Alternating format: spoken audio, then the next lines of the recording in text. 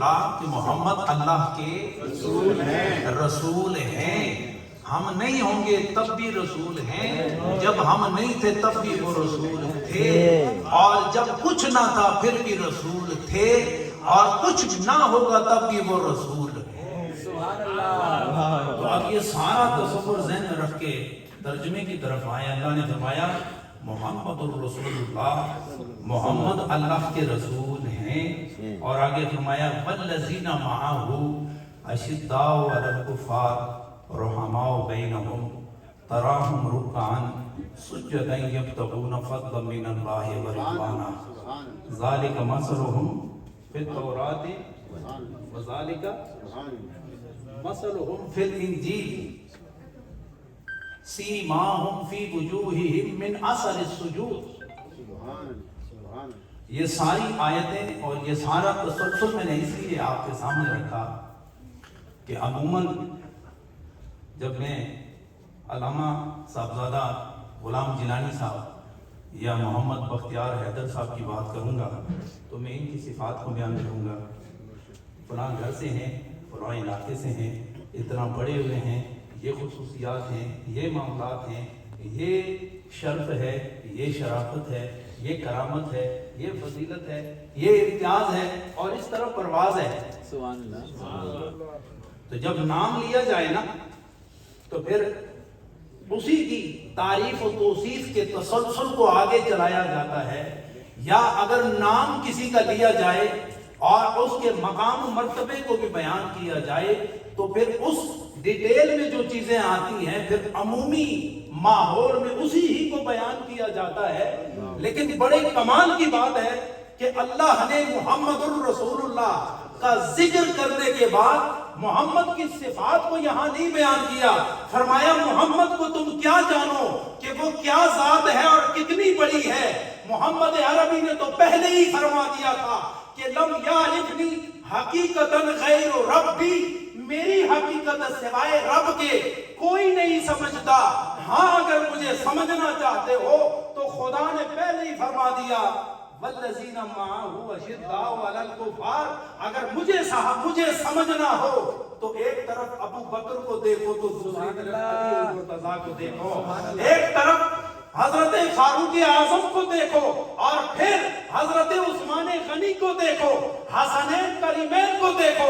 جب ان کو سمجھ جاؤ گے تو پھر مجھے بھی سمجھ جاؤ گے، اور جب مجھے سمجھو گے تو قرآن کا یہ فرمان تم پر گواہ ہوگا. اور وہ کیا ہے؟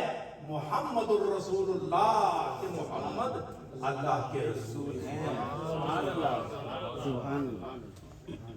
اب یہاں حضور علیہ السلام کی صفات کو بیان کیا جانا چاہیے نا. محمد الرسول اللہ یہ ٹاپک ہے نا، اور ٹاپک کے ذیل میں ٹاپک کے مقصود کو بیان کیا جاتا ہے اور اس کے مراد کو اور اس کے منتہا کو بیان کیا جاتا ہے. لیکن اللہ نے ایسا نہیں کیا. اللہ نے کیا کیا؟ اللہ نے فرمایا والذین معہ اشداء علی الکفار.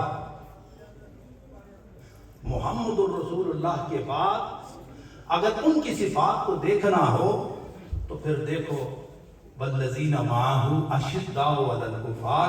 جو محمد کے ساتھ ہیں وہ کیا ہیں؟ فرمایا رحماء بینہم، یہ ایک دوسرے کے لیے بڑے رحم دل ہیں، یہ ایک دوسرے کے لیے جذبہ خیر اور سگالی کا پیغام رکھتے ہیں.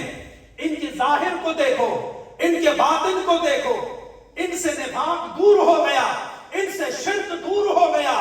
یہ وہ شخصیات ہیں کہ رضی اللہ عنہم ورضوا عنہ، اس فرش زمین پر جنہیں خدا نے اصحاب محمد میں سے اپنی رضا کا جام پلایا ہے. تو یہ وہ لوگ ہیں کہ یہ خدا سے راضی ہو گئے ہیں اور خدا ان سے راضی ہو گیا ہے. رحماء بینہم، ہم آپس میں رہیں، ایک دوسرے پر اس کو اطلاق کرو، اس کو جاری کرو تو سمجھ آئے گی. آپس میں دشمنیاں ہوتی کہ نہیں؟ بولو ہوتی دشمنی جی، آپس میں نفرت بھی ہو جاتا ہے، آپس میں اختلاف بھی ہو جاتا ہے، آپس میں ڈھیر سارے معاملات ہو جاتے ہیں، لیکن کیا وجہ ہے کہ صحابہ خدا گواہی دے رہا ہے رحماء بینہم.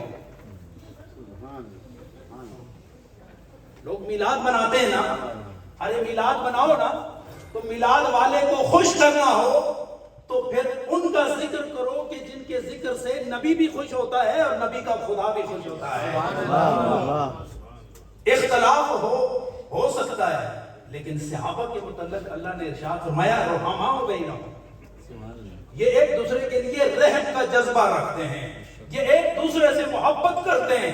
میں نے بڑا غور کیا کہ یہ ایک دوسرے سے محبت کیوں کرتے ہیں، تو میں نے محسوس کیا کہ ان کے آنکھوں میں جب چراغ عشق مصطفی روشن ہوتا ہے، جب ان کے دل میں چراغ عشق مصطفی کا نور چھلک چھلک کر کبھی ظاہر سے کبھی باطن سے وہ باہر آتا ہے، تو انہیں وہی کیفیت اپنے اندر بھی نظر آتی ہے. تو خدا نے ان دونوں کی کیفیت کو دیکھ کے ارشاد فرمایا اور نبی کے صدقے اور نبی کے لیے ایک دوسرے سے پیار کرنے والوں، مجھے تمہاری ادا اتنی پسند آئی کہ قیامت تک کے لیے تمہارے جذبہ رحمت کو میں نے ثبت کر دیا اور یہ اعلان کر رہا ہوں کہ رحماء بینہم، صحابہ وہ ہیں جو ایک دوسرے سے نبی کی وجہ سے پیار کرتے ہیں.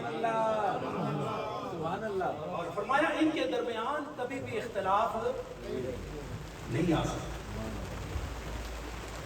اور پھر فرمایا بارش سے مت گھبراؤ یار،